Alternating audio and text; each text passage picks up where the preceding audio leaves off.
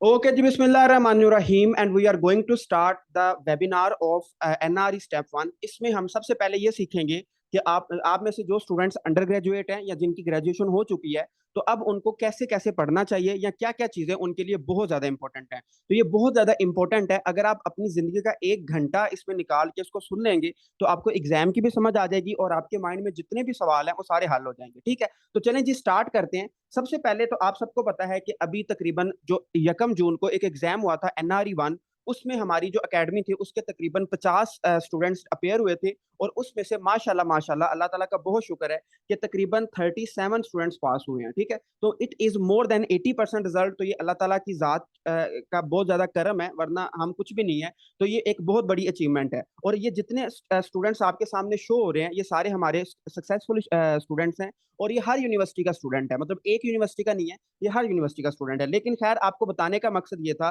कि आपके जो सीनियर्स हैं जिन्होंने मेहनत की थी वो पास हो गए हैं। तो आप अगर वो पास हो सकते हैं तो आप लोग कैसे नहीं पास हो सकते। तो चलें जी, स्टार्ट करते हैं। सबसे पहले हम जो पहली चीज मैंने इसमें रखी है वो ये है कि इस सेशन के अंदर हम डिस्कस क्या करेंगे। इस सेशन के अंदर हम 4 चीजें डिस्कस करेंगे। सबसे पहले जो सबसे ज्यादा मुझे सवाल पूछा जाता है वो ये होता है कि एक स्टूडेंट है वो MBBS के अंदर है और वो 5 साल के दौरान कैसे कैसे पढ़े, या क्या चीजें उसको पढ़नी चाहिए, क्या चीजें नहीं पढ़नी चाहिए। और ये सेशन सिर्फ FMGs के लिए है, जो फॉरेन मेडिकल ग्रेजुएट्स हैं। उसके बाद सेकंड सवाल मुझसे ये पूछा जाता है कि अगर वो स्टूडेंट पढ़ता है तो वो खास करके NRE की तैयारी कैसे करेगा। मतलब वैसे पढ़ने को तो बहुत ज्यादा बुक्स हैं, लेकिन कौन कौन सी बुक्स या कौन कौन से सोर्सेज इस्तेमाल करके वो सिर्फ NRE की तैयारी कर सकता है। तीसरा सवाल मुझसे जो पूछा जाता है वो ये पूछा जाता है कि कौन कौन से रिसोर्सेज इस्तेमाल करने चाहिए। तो उसके बाद जो आखिरी सवाल होता है जो बहुत ज्यादा आवाम पूछती है वो ये होता है कि कौन कौन से ऐसे सोर्सेज हैं जिसको यूज करके हम MCQs की प्रैक्टिस करें ताकि हमारा जो एग्जाम है वो अच्छे तरीके से कवर हो जाए। ठीक है, तो ये आपके 4 क्वेश्चंस हैं। इन 4 क्वेश्चंस को इंशाल्लाह जब आपका सेशन एंड होगा तो इसमें आप इन चारों का आपको जवाब आता होगा। तो स्टार्ट करते हैं। सबसे पहला जो पहला सवाल है वो ये है कि how to study during the MBBS। अब सबसे पहला ये वो सवाल है कि जो स्टूडेंट्स MBBS के अंदर होते हैं उनको ये नहीं पता होता कि यार हमने पढ़ना क्या है, कौन कौन सी बुक्स हमने पढ़नी है, कौन सी नहीं पढ़नी। तो उसमें सबसे पहले मैंने 3 पॉइंट्स ये लिखे हैं कि आपकी जो NRE की जर्नी है ना, देखें, आप में से जितने भी पाकिस्तानी हैं जिन्होंने पाकिस्तान का एग्जाम देना है तो उनका उनका एक एग्जाम होता है जिसको हम NRE कहते हैं। तो NRE की जर्नी आपकी तभी स्टार्ट होती है जब आपका MBBS स्टार्ट होता है। बट मोस्टली जो स्टूडेंट्स होते हैं वो थर्ड ईयर से पढ़ना शुरू करते हैं। तो उनको हम फोकस करेंगे कि जो स्टूडेंट्स थर्ड ईयर में हो गए हैं तो वो कैसे कैसे पढ़ सकते हैं। उसके बाद from third year to onward build your concept. मतलब आपके अगर थर्ड ईयर से ज्यादा है तो आपने अपने कॉन्सेप्ट पे ज्यादा फोकस करना है। वो कैसे करना है वो मैं अभी आपको बताता हूँ। उसके बाद उसने लिखा हुआ है कि आपने अपने फाइनल ईयर का वेट नहीं करना, बल्कि आपने कंसिस्टेंट रहना है और आपने क्या करना है उसी को कंटिन्यू करना है। देखिए, मैं आपको एक मिसाल देता हूँ। इंग्लिश के अंदर ना एक कहावत है, उसको हम कहते हैं every day is not Sunday, कि हर दिन संडे नहीं होता। मतलब आपका हर दिन अच्छा नहीं गुजर सकता, ये कहावत है। तो इस बताने का मकसद ये है कि अगर आप पढ़ना शुरू करते हैं, आप 2 दिन पढ़ते हैं, एक हफ्ता पढ़ते हैं, लेकिन उसके बाद आपकी जो कंसिस्टेंसी है वो टूट जाती है, तो दोबारा ट्रैक पे आना बहुत मुश्किल हो जाता है। लेकिन आपने अपने आप को इस तरह ट्रेन करना है कि अगर आप एक दफा ट्रैक से हट भी जाते हैं तो दोबारा आपने लाजमी आना है। क्योंकि अब जो सारा मेथड आया है, मैं आपको अभी बताता हूँ कि इस दफा एग्जाम मुश्किल क्यों आया है।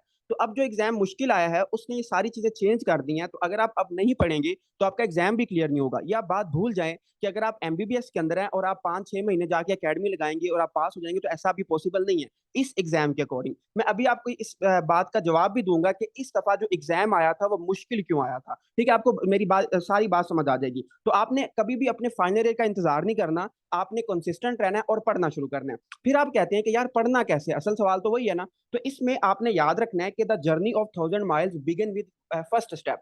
मतलब कि अगर आप लाखों करोड़ों मील दूर भी जाते हैं ना तो उसका जो सफर होता है वो पहले स्टेप से स्टार्ट होता है। ठीक है, ये भी एक कहावत है इंग्लिश के अंदर। तो आपने बस उसको शुरू कर देना है। सबसे मुश्किल काम होता है शुरू करना। अब आप कहते हैं कि यार हमने शुरू भी कर दिया है लेकिन हमें पता नहीं है कि हमारे पास बुक्स कौन कौन सी होनी चाहिए। तो उसके लिए मैंने जो अगली स्लाइड आपके लिए बनाई है उसमें मैं ये आपको सेंड भी करूंगा। इसमें मैंने आपके वो सारे सोर्सेज लिखे हैं कि जो हर बच्चे को, हर स्टूडेंट को लाजमी आने चाहिए, क्योंकि इसके बगैर अब आपका बिल्कुल भी गुजारा नहीं है।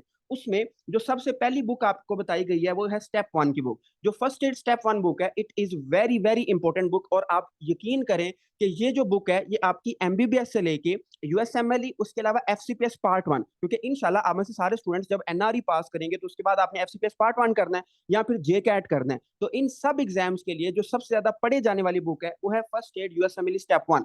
बहुत बहुत इंपॉर्टेंट बुक है, सबसे पहले आपके पास ये होनी चाहिए। उसके बाद जो सेकंड बुक आती है जो क्लिनिकल बुक है, जिसमें हम क्लिनिकल सब्जेक्ट्स करते हैं, वो है फर्स्ट एड स्टेप 2 सीके। ये दो बुक्स तो हर स्टूडेंट के पास लाजमी होनी चाहिए। उसके बाद जो सबसे बड़ा सवाल है वो है सर्जरी का, कि सर्जरी कहाँ से पढ़नी है। तो सर्जरी के लिए आपके पास दो बुक्स लाजमी होनी चाहिए। जो पहली बुक है वो है कैप्लान सर्जरी, और सेकंड बुक है अब्दुल वहाब डोगर, जिसको हम सिस्टेमिक सर्जरी कहते हैं। ठीक है, तो दो बुक्स आपके पास लाजमी होनी चाहिए, Abdul Wahab Dogar systemic surgery and Kaplan surgery, दोनों बुक्स आपके पास होनी चाहिए। उसके बाद हमारे आ जाते हैं माइनर सब्जेक्ट। जो माइनर सब्जेक्ट होते हैं इनका एक थोड़ा बहुत वेटेज होती है। अभी मैं आपको सिलेबस भी दिखाता हूँ कि जो हमारा एनआरई होता है ना, उसमें ईएनटी आती है, ऑप्थोमोलॉजी आती है, कम्युनिटी मेडिसिन आती है और फोरेंसिक मेडिसिन आती है। अब ये जो आपका कम्युनिटी और फोरेंसिक मेडिसिन है ना, इसमें से 5 5 या 6 6 एमसीक्यूज आते हैं, तो ये बेसिक्स में आता है। तो अब ये जो आपके चार सब्जेक्ट्स है ना, इनके लिए हमने हमने कोई बुक नहीं पढ़नी, ये आपने किसी बुक से नहीं पढ़ना, बल्कि हमारे कुछ नोट्स बने हुए हैं, मैं आपको शेयर भी कर दूंगा। उन नोट से आपने अगर ये चार सब्जेक्ट्स पढ़ लेते हैं तो आपका ये तकरीबन कवर हो जाता है, क्योंकि इन चार में से जो एमसीक्यूज आते हैं वो थोड़े से मुश्किल आते हैं। ठीक है, तो इसके लिए पास पेपर आपको करने पड़ेंगे और थोड़ा सा इसको करना पड़ेगा। मैं आपको अभी सारा गाइड करता हूँ कि आपने पढ़ना कैसे है। उसके बाद आप कहते हैं कि यार हमारे पास टाइम है, या अभी अगर आप थर्ड ईयर के अंदर, फोर्थ ईयर के अंदर हैं, तो आपके पास अभी काफी टाइम है, तो आप कहते हैं कि हमें एडिशनल बुक कौन सी करनी चाहिए इन सब के अलावा। तो इसमें जो सबसे प्यारी और सबसे अच्छी बुक है वो है पैथोमा। पैथोमा बुक बहुत बहुत कमाल की बुक है, और इसमें इतना अच्छा लिखा हुआ है कि आपकी मेडिसिन बहुत ज्यादा कवर होती है। तो पैथोमा लाजमी करें। मैं आप में से मतलब हर स्टूडेंट जो जिसकी अभी ग्रेजुएशन नहीं हुई, वो पैथोमा बुक लाजमी करे, क्योंकि पैथोमा बहुत इंपॉर्टेंट बुक है। उसके अलावा अगर आपकी फिजियोलॉजी कमजोर है तो आप बीआरएस फिजियोलॉजी कर सकते हैं, बट एनआरई के लिए जो फिजियोलॉजी होती है वो इतनी इंपॉर्टेंट नहीं होती जितनी एफसीपीएस पार्ट 1 के लिए होती है। तो मैं आपको रिकमेंड करूंगा कि अगर आपका थर्ड ईयर से नीचे नीचे वाला ईयर, मतलब फर्स्ट ईयर या सेकंड ईयर है, फिर तो आप बीआरएस फिजियोलॉजी कर लें। बट अगर आपका थर्ड ईयर से ज्यादा है तो फिर आप बीआरएस फिजियोलॉजी की तरफ ना जाएं, फिर आप सिर्फ पैथोमा करें। ठीक है, अब ये हो गई बुक्स, ये मैं आपको शेयर भी कर दूंगा, ये बुक्स आप सबके पास लाजमी होनी चाहिए। उसके बाद जो अगला सवाल पैदा होता है वो ये होता है कि हमारा एग्जाम कैसा होगा। तो अब एग्जाम कैसा होगा उसका जो आंसर है वो है आपका इस सिलेबस के अंदर। देखिए, जो एग्जाम होता है ना, इसमें दो चीजें होती हैं, एक होते हैं बेसिक सब्जेक्ट्स, एक होते हैं क्लिनिकल सब्जेक्ट्स। लेकिन जो एनआरई एग्जाम है इसका उन्होंने इस तरह डिजाइन बनाया हुआ है कि इसमें जो बेसिक सब्जेक्ट्स है ना उसकी वेटेज कम रखी गई है। जस्ट कितने 60 एमसीक्यूज आते हैं सारे बेसिक सब्जेक्ट्स में से, बट जो आपका क्लिनिकल सब्जेक्ट्स हैं उसके एमसीक्यूज कितने आते हैं, 140 आते हैं। अब आप में से बड़े स्टूडेंट्स खुश हो गए होंगे कि यार अगर हम सिर्फ क्लिनिकली कर लेंगे ना तो हमारा एग्जाम पास हो जाएगा। ऐसा नहीं होता, क्योंकि हमने एग्जाम दिया है, हमें पता है जो एग्जाम होता है ना उसमें आपको पता ही नहीं चल रहा होता कि क्लिनिकल सब्जेक्ट कौन सा है और क्लिनिकल सवाल कौन सा और बेसिक कौन सा है। मतलब एग्जाम उन्होंने ना इस तरह का बनाया होता है कि वो मिक्स ही लग रहा होता है, कोई उनमें डिफ्रेंसिएशन नहीं होती। अब इसमें क्योंकि हमने तैयारी करनी है तो सबसे पहले हमारा प्लान क्या होगा। देखिए, आपने आप में से जो स्टूडेंट अभी पढ़ना शुरू कर रहा है तो सबसे पहले वो क्या करेगा, सबसे पहले वो बेसिक से स्टार्ट करेगा, वो कभी भी क्लिनिकल से स्टार्ट नहीं करेगा। अब बेसिक्स के लिए मैं आपको अभी बताता हूँ कि आपने करना कैसे है, लेकिन पहले हम एमसीक्यूज देख लेते हैं। देखें, जो बेसिक्स है इसमें आपके 11 एमसीक्यूज पैथोलॉजी से आते हैं, 11 एनाटॉमी से, 10 फिजियोलॉजी से, और ये सारे आपको पता है, मतलब कि 60 एमसीक्यूज हमारे आने हैं बेसिक में से। लेकिन जब तक आपकी बेसिक क्लियर नहीं होगी आपको क्लिनिकल नहीं समझ आ सकता, ये लिखी बात है। जब तक आप बेसिक नहीं करेंगे आपको क्लिनिकल का कुछ भी समझ नहीं आएगा और कोई फायदा नहीं है। तो इसके लिए सबसे पहले आपकी बेसिक्स आनी चाहिए। अब बेसिक्स कैसे होंगी वो आगे मैंने एक स्लाइड बनाई है, उसमें आपको समझ आ जाएगा। उसके बाद आता है जी मोस्ट इंपॉर्टेंट पार्ट, जो सबसे ज्यादा स्टूडेंट्स को मतलब इसमें मिस गाइड होते हैं, और वो है क्लिनिकल पार्ट। देखें, मैं आपको ये बताता हूँ, मेरे पास ना एक स्टूडेंट है, और उन्होंने क्या किया, उन्होंने सिर्फ फर्स्ट एड स्टेप 1 पढ़ी। अब जो फर्स्ट एड स्टेप 1 है वो एक बेसिक्स की बुक है, उसमें सिर्फ बेसिक बुक है, उसने ना क्लिनिकल नहीं पढ़ा कुछ भी। और वो मुझे मतलब बता रहा था कि मैंने बहुत ज्यादा अच्छे तरीके से जो फर्स्ट एड थे उसको रट्टा मारा हुआ था या उसको याद किया हुआ था, तो उसका नहीं पास हुआ। क्यों नहीं पास हुआ? क्योंकि जो क्लिनिकल सब्जेक्ट्स हैं ये हैं तो बेसिक्स में से ही, मतलब काफी ज्यादा सवाल आपके हल हो जाते हैं, नो डाउट, बट जब तक आप इनको सेपरेट से नहीं पढ़ेंगे आपके ये क्लिनिकल सब्जेक्ट्स क्लियर नहीं हो सकते। अब इसमें जो सबसे बड़ा पोर्शन है ना वो है मेडिसिन का और सर्जरी का। अब इस दफा जो एग्जाम आया है वो मुश्किल आया। अब वो मुश्किल क्यों आया वो भी मैं आपको बताता हूँ कि उसका रीजन क्या था, क्योंकि मैंने मतलब थोड़ा सा एक्सपर्ट से बात की है, तो उन्होंने मुझे एक बात समझाई, वो मैं आपको बताता हूँ। तो आपने याद रखना है कि जो इस दफा एग्जाम हुआ है ना, उसमें सर्जरी सबसे मुश्किल थी। अब सर्जरी आपने कैसे करनी है उसके लिए भी मैं आपको थोड़ा सा गाइड करता हूँ, वो हम 2 बुक्स पे से करेंगे और आपकी वो सारी कवर हो जाएगी। उसके बाद सबसे बड़ा सवाल आता है मेडिसिन पे। देखें, मेडिसिन का तकरीबन हर साल, इस साल को छोड़ के तकरीबन हर साल जो एग्जाम के अंदर एमसीक्यूज आते हैं ना, वो थोड़े से आसान आते हैं। हर साल आसान आते हैं, सर्जरी के भी आसान आते हैं। बट इस दफा जो सर्जरी थी वो थोड़ी सी टफ थी, मेडिसिन फिर भी ठीक थी। अब मेडिसिन के 52 एमसीक्यूज हैं और सर्जरी के 48 एमसीक्यूज हैं। अगर सिर्फ आप ये दोनों ठीक कर लेते हैं ना, तो आपका आधा पेपर सिर्फ 2 सब्जेक्ट्स में कवर होता है। अब ये आपने 2 सब्जेक्ट्स कैसे करने हैं और ये आपके 100% कैसे कवर होंगे, इसका मैं आपको थोड़ी देर के बाद बताता हूँ। ठीक है, अभी मैं आपको थोड़ा सा पेपर पैटर्न समझा रहा हूँ कि पेपर आता किस तरह। उसके बाद हमारी ओब्स गाइनी आ जाती है, पीड्स आ जाती है। ये जो दोनों हैं ये आप स्टेप 2 सीके से करेंगे, मोर देन इनफ है। उसके बाद ऑप्थोमोलॉजी आ जाती है और ईएनटी। जो ईएनटी होती है ना, ये सर्जरी अलाइड का टॉपिक है, लेकिन ये हर साल मुश्किल आता है। इसमें से जब भी सवाल आता है ना, मुश्किल सवाल होता है। तो इसके कुछ हमने नोट्स बनाए हुए हैं, वो मैं आपसे शेयर करूंगा। अगर आप वो नोट्स कर लेंगे तो आपकी ईएनटी उसमें कवर हो जाती है। ठीक है, तो ये आपका 200 नंबर का पेपर है।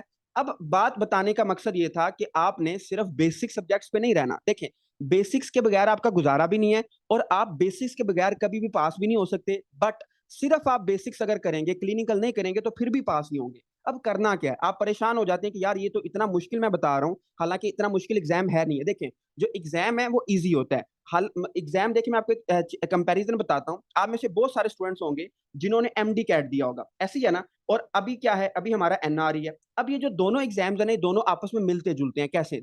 दोनों में एमसीक्यूज आते हैं, दोनों में कोई नेगेटिव मार्किंग नहीं होती, दोनों में टाइम भी सेम होता है। लेकिन फर्क कहाँ पे आता है? देखिए, जो एमडी कैट है ना, उसमें हमें एक एक ऑप्शन को बड़ा ध्यान से करना पड़ता है, क्योंकि एक एक ऑप्शन मैटर करता है, क्योंकि उसमें हमारा मेरिट बनना होता है। बट जो एनआरई एग्जाम है, इसमें हम 80 एमसीक्यूज गलत कर सकते हैं। अगर हम 120 भी एमसीक्यूज ठीक करेंगे तो हमारा पास हो जाएगा। बट मसला कहां पे आता है? देखें, जो एनआरई है ना, इसको जब डिजाइन किया जाता है, जब एनआरई को बनाया जाता है ना, तो इसको एक मेथड है, उसको हम कहते हैं एंगोफ मेथड। अभी मैं आपको समझाता हूँ ये क्या चीज होती है।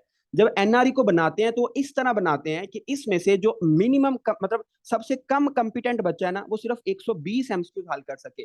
तो इसलिए इसको डिजाइन इस तरह किया जाता है कि इसमें 40-50 इस तरह के एमसीक्यूज डाले जाते हैं जो बहुत ही मुश्किल होते हैं, जो स्टूडेंट्स को सॉल्व करने में परेशानी होती है। तो एमडी कैट और एनआरई में फर्क क्या होता है कि इसमें हमें 120 एमसीक्यू चाहिए। एमडी कैट में तो अगर आपके मैक्सिमम भी आ जाए ना, तो फिर भी आपका मेरिट नहीं बनता, क्योंकि एमडी कैट एक और चीज है, एनआरई और चीज है। तो एनआरई को पहले आपने ये समझना है कि ये कोई कंपिटिटिव एग्जाम नहीं है, मैंने कोई कंपटीशन नहीं करना। जस्ट मैंने 200 में से 120 एमसीक्यू हल करने हैं। अब आप परेशान हो जाते हैं कि यार एंग ऑफ मेथड क्या होता है, हमने तो सुना कोई एंग ऑफ मेथड भी होता है। तो एंग ऑफ मेथड का मैंने एक हमारे टीचर हैं, बड़े रिस्पेक्टेड हैं, तो उनसे मैंने ये बात कंफर्म भी की है। जो एंग ऑफ मेथड होता है, मैं बल्कि आपको पहले समझाता हूँ कि इस दफा जो एग्जाम आया ना, वो मुश्किल क्यों आया, फिर आपको मेरी सारी बात समझ आएगी। देखें, मैंने एक स्लाइड बनाई है और उससे आपको ना ये बात पता चलेगी कि इस दफा का जो एग्जाम था वो मुश्किल क्यों था। इसके लिए आपने 2 मिनट मेरी बात सुनिए। देखिए, आप सबको पता होगा कि जो एनआरई है ये कौन सी यूनिवर्सिटी लेती है। तो आपको पता है जो एनआरई है, it is conducted by nums. आपकी जो नम्स यूनिवर्सिटी है वो आपको एनआरई को कंडक्ट करती है। अब नम्स ना 2 काम करती है। देखें, एक तो हमारे एनआरई को कंडक्ट करती है, उसके अलावा जो उसके अपने एफिलिएटेड कॉलेजेस हैं जिसमें प्रॉफ आता है, ठीक है, तो अपने उसके जो प्रॉफ है उसको भी कंडक्ट करती है। उसके अलावा आप सबको पता होगा जो नम्स है वो एक एमडी कैट भी कंडक्ट करती है, जो नम्स का अपना एमडी कैट होता है, ऐसे ही है ना। उसके बाद आपने ये बात लाजमी सुनी होगी कि जो नम्स का एमडी कैट होता है या जो एनआरई होता है ना, इसमें कभी भी वो आपको क्वेश्चन पेपर नहीं देते। क्यों नहीं देते? मैंने एक टीचर से बात की है, नम्स के टीचर हैं, उन्होंने मुझे बात बताई है कि जो नम्स का एनआरई और एमडी कैट का क्वेश्चन पेपर इसलिए आपको नहीं मिलता क्योंकि जो नम्स है इन्होंने एक क्यू बैंक बनाया हुआ है, एमडी कैट का और एनआरई का। अब उसी में से बार बार आपको एमसीक्यू देते हैं, मतलब जो एक उन्होंने क्वेश्चन बैंक बनाया हुआ है 10,000 15,000 एमसीक्यूज का, उसमें से वो आपको ना बार बार एमसीक्यू देते हैं। इसलिए आपने देखा होगा जो नम्स का एमडी कैट होता है ना, इसमें से पास पेपर से बहुत एमसीक्यूज आते हैं। बात बड़ी मशहूर है एमडी कैट वालों के लिए, लेकिन यही बात एनआरई के लिए भी मशहूर थी। बट हुआ ये है कि इस साल के अंदर जो नम्स थी ना, उन्होंने ये जो क्यू बैंक है ना, इन्होंने चेंज कर दिया है। यही वजह है कि ये जो एग्जाम रिसेंटली हुआ है ना, ये एक तो स्टूडेंट्स को मुश्किल लग रहा था क्योंकि पास पेपर में कुछ भी नहीं था आया हुआ, सिर्फ 5-6 एमसीक्यूज थे। क्योंकि इसकी वजह ये थी कि क्योंकि उन्होंने अपना क्यू बैंक चेंज किया है। क्यू बैंक चेंज करने की वजह से उन्होंने एनआरई को मतलब थोड़ा सा डिफिकल्ट कर दिया है। अब आप कहते हैं कि मुझे कैसे बात पता चली? अगर आपका कोई छोटा बहन भाई है और उन्होंने इस दफा एमडी कैट दिया है, तो आप उनसे पूछें कि जो नम्स का एमडी कैट हुआ है ना इस साल, वो हिस्ट्री का सबसे मुश्किल एमडी कैट था। क्यों था? क्योंकि उन्होंने पास पेपर में से कुछ भी नहीं था दिया हुआ, सारा का सारा जो उनका क्यू बैंक था वो चेंज हो गया था। तो ये बात बहुत इंपॉर्टेंट है आपके मतलब समझने के लिए कि अब से जो भी एनआरई होगा वो थोड़ा सा चेंज होगा। चेंज क्यों होगा? क्योंकि अपने अपना उन्होंने क्यू बैंक चेंज कर दिया। लेकिन घबराने वाली कोई बात नहीं है, क्योंकि जो बुक्स मैंने आपको बताई हैं, अगर आप ये बुक्स पढ़ लेते हैं ना, तो आपका एनआरई क्या, एफसीपीएस पार्ट 1, जे कैट या यूएसएमएल, मतलब इनमें से जितने भी एग्जाम्स हैं, आप अगर इनकी भी तैयारी करेंगे तो आपको यही बुक्स फॉलो करनी पड़ेंगी। तो इसलिए आपके ये बात बहुत समझना जरूरी है कि आपने 100% तैयारी करनी है। पेपर आपका किसी भी तरह का आ सकता है, मुश्किल भी आ सकता है, आसान भी आ सकता है, बट ये बात अब तय है कि अब जो एग्जाम होगा उसमें से पास पेपर के जो एमसीक्यूज हैं उसकी वेटेज कम होगी। उसकी वजह मैंने आपको बताई है कि उसमें जो क्यू बैंक है वो चेंज हो गया है और शायद जो एमसीक्यूज हैं वो थोड़े से डिफरेंट आएंगे। ठीक है, तो आई होप कि मेरी बात आपको समझ आ गई होगी। उसके बाद सेकंड नंबर पे जो मुझसे बहुत ज्यादा सवाल पूछा जाता है वो ये पूछा जाता है कि एंग ऑफ मेथड क्या होता है, और क्या जब स्टूडेंट का पेपर चेक हो रहा होता है क्या ये एंग ऑफ मेथड अप्लाई होता है। इसके लिए हमारे एक टीचर हैं ताहिर मसूद महमूद खान, ये रावलपिंडी के हैं, आपको शायद पता ही होगा, एचएमआई एकेडमी है इनकी, ये उसके सीईओ हैं। तो उन्होंने भी ये बात एक्सप्लेन की है, इनकी वीडियो भी है यूट्यूब के ऊपर, अगर आप उस वीडियो को ध्यान से देखेंगे तो उन्होंने मतलब ये बात बताई है कि जो आपका एंग ऑफ मेथड है, ये इसकी ना डिफरेंट टाइप्स हैं, मतलब ये डिफरेंट टाइप का होता है। आपको पता होगा हमारी जो पीएमडीसी है ना, वो 60% उसकी पासिंग रेशियो है, उस उन्होंने 60% पासिंग रेशियो रखी हुई है, और उन्होंने कहा था कि एंग ऑफ मेथड लगेगा। अब मोस्टली जो स्टूडेंट्स वो इसमें कंफ्यूज होते हैं कि एंग ऑफ मेथड क्या होता है और 60% पासिंग रेशियो क्या है। तो मैं आपको बताता हूँ, देखिए, जो एंग ऑफ मेथड होता है ना, ये आपका पेपर चेक करने के लिए नहीं होता, बल्कि पेपर बनाने के लिए होता है। इसमें एक्सपर्ट्स बैठते हैं और वो इस बात का ख्याल रखते हैं कि जो हमारा पेपर है उसमें 120 ऐसे एमसीक्यूज डाले जाएं जो स्टूडेंट सॉल्व करे, और बाकी जो एमसीक्यूज होते हैं वो क्या होंगे, वो थोड़े से मुश्किल होंगे। ठीक है, तो बाकी जो एमसीक्यूज होंगे वो मुश्किल होंगे ताकि जो स्टूडेंट्स है, वो कंपिटेंट स्टूडेंट है, वो उसको सॉल्व करे। बट 120 एमसीक्यूज उनके अकॉर्डिंग वो वाले एमसीक्यूज हैं जो एक मिनिमम कंपिटेंट बच्चा कर सकता है। तो एंग ऑफ मेथड का आपकी पेपर की चेकिंग के साथ कोई ताल्लुक नहीं होता, इसको आप यूट्यूब के ऊपर चेक भी कर सकते हैं, प्रॉपर इसकी वीडियो भी मौजूद है। और इसका जो ताल्लुक होता है वो पीएमडीसी के साथ है। एंग ऑफ मेथड पीएमडीसी यूज करती है टू मेक द पेपर, ना कि चेक करने के लिए। ठीक है, तो आपको मैं पूरी गारंटी के साथ कह रहा हूं कि अगर आपके 120 नंबर आ जाते हैं ना 200 में से, आप पास हैं। इसमें कोई एंग ऑफ मेथड वाला कोई चक्कर नहीं होता। आपने जितनी बातें सुनी है वो बातें ठीक नहीं है। आपका अगर 121 या 120 भी एमसीक्यूज ठीक है तो आप पास हैं, इसमें कोई इस तरह का चक्कर नहीं होता। ठीक है, तो ये एक एंग ऑफ मेथड है, इसको आप देख भी सकते हैं। उसके बाद ये हो गया कि हमारा रिसेंट एग्जाम मुश्किल क्यों था और ये सारी चीजें थी। बाकी उसके बाद ये सारी बातें होगी। अब ना एक और बात जो मुझसे बहुत ज्यादा पूछी जाती है वो ये पूछी जाती है कि हमने एमसीक्यूज कैसे प्रैक्टिस करनी है, क्योंकि जब तक आप एमसीक्यूज की प्रैक्टिस नहीं करेंगे आपका एग्जाम पास नहीं हो सकता, ये गारंटी वाली बात है। लेकिन एमसीक्यूज की प्रैक्टिस करना बहुत आसान है। देखें, मैंने जो मैं अगर आपको अपनी बताऊं, मैंने जो पर्सनली यूज किए थे या जो मेरी फ्रेंड्स ने यूज किए थे, वो दो सोर्सेज थे। जो पहला सोर्स है वो ये है कि देखें, जो एमसीक्यूज होते हैं ना वो दो तरह के होते हैं। एक होता है कि आप ना डेली प्रैक्टिस करते हैं, वो होती है जनरल प्रैक्टिस, कि आपने कोई भी सिस्टम किया है उस सिस्टम के आपने एमसीक्यूज करने हैं। एक होता है कि आपने पास पेपर के एमसीक्यूज करने हैं। अब दोनों का जो पैटर्न है वो डिफरेंट है। देखें, मेरे ख्याल से अगर आप पास पेपर करना चाहते हैं ना, आपने कोई बुक नहीं लेनी, जस्ट आपने एक ऐप है उसका नाम है मेडिकल, ये सबसे बेस्ट है। अगर सिर्फ आपने यहाँ से पास पेपर करने हैं, पास पेपर करने के लिए जो मेडिकल ऐप है इससे अच्छी चीज और कोई भी नहीं है। लेकिन सिर्फ पास पेपर करने हैं, वैसे और एमसीक्यूज नहीं करने। ठीक है, तो पहले नंबर पे medical app is the best for your pass paper. Second बात आपकी आती है जनरल प्रैक्टिस के लिए। जनरल प्रैक्टिस के लिए मेरे पास सारी बुक्स पड़ी हुई हैं। एक मैंने बुक्स ली थी एनआरई मेड इजी की, उसके अलावा मैंने जोया सीरीज भी ली थी, एनआरई एसेंस भी ली थी। लेकिन मेरे ख्याल से जितनी भी बुक्स मार्केट के अंदर हैं उन सब में सबसे जो अच्छी बुक है वो है मेरे ख्याल से एनआरई मेड इजी।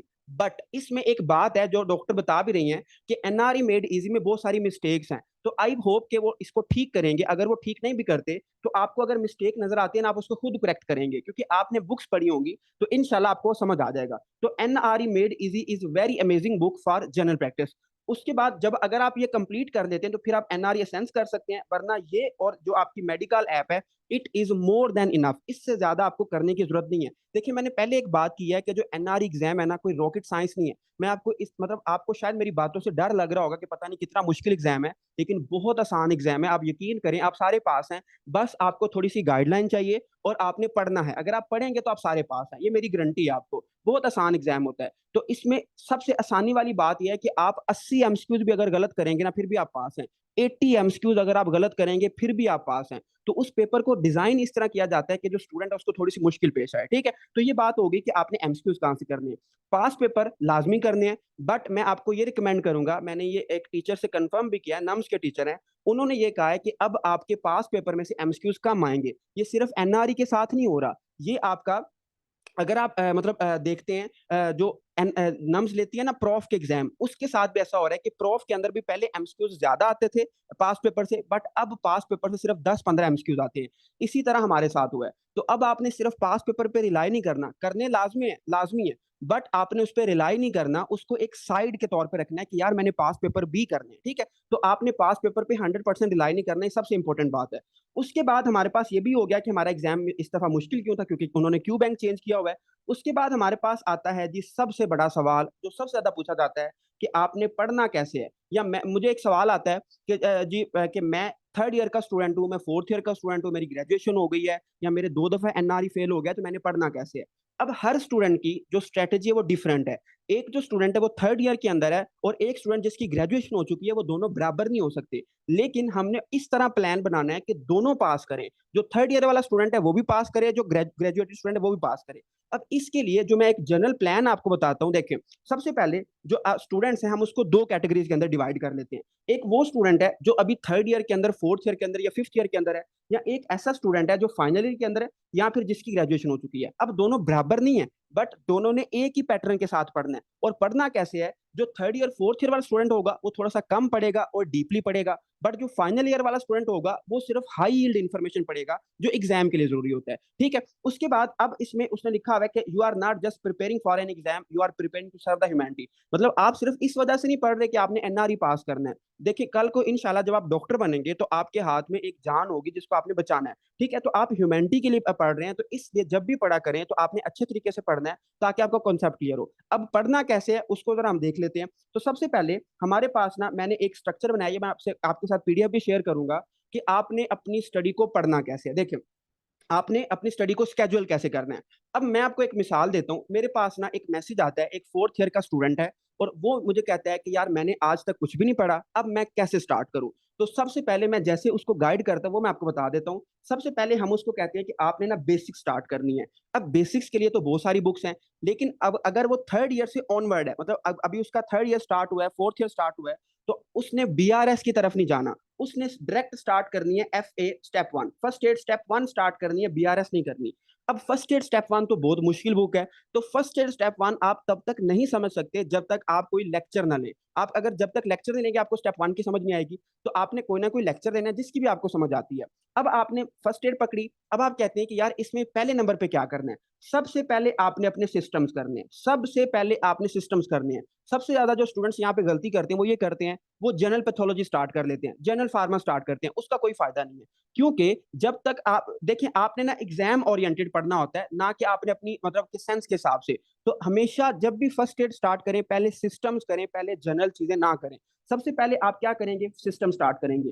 उसके बाद जब अब वो सवाल पैदा होता है कि कौन सा सिस्टम स्टार्ट करना है। देखिए फर्स्ट एड के अंदर ना टोटल 9 सिस्टम्स हैं, टोटल 9 सिस्टम्स हैं। तो उसमें जो सबसे पहला सिस्टम करना चाहिए ना वो करना चाहिए एंडोक्राइन। ये मैं हर स्टूडेंट को रिकमेंड करता हूँ। जब भी हमारे पास कोई स्टूडेंट आता है ना कि यार मैंने कुछ भी नहीं पढ़ा हुआ, हमें बताएं मैं क्या शुरू करूँ, तो मैं कहता हूँ कि आपने एंडोक्राइन करना है और कुछ भी नहीं करना। सबसे पहले एंडोक्राइन करेगा, जब उसका एंडोक्राइन हो जाएगा फिर वो हिमाटोलॉजी करेगा, फिर सीवीएस करेगा, GIT, renal system, reproductive, musculoskeletal, respiratory. लेकिन सबसे एंड पे उसने क्या करनी है, न्यूरो करनी है। सबसे पहले एंडोक्राइन, सबसे एंड पे न्यूरो, ये बात लाजमी याद रखनी है। इनके जो दरमियान वाले हैं ना वो आप थोड़े बहुत चेंज कर सकते हैं, ये मेरी अपनी एक मतलब ऑर्डर है। लेकिन पहले एंडोक्राइन करें, सबसे एंड पे न्यूरो करें, उसका फायदा होगा आपको, ठीक है। क्योंकि न्यूरो थोड़ा सा लंबा भी सिस्टम भी है और मुश्किल भी है, तो आपको एंड पे बड़ा मजा आएगा पढ़ के। उसके बाद अब एक सवाल पैदा होता है कि क्या साइकेट्री करनी चाहिए एनआरई के लिए। देखें जो एनआरई है ना ये एक मतलब कि पूरे 5 साल का सिलेबस है इसके अंदर। इसमें साइकेट्री से भी सवाल आते हैं,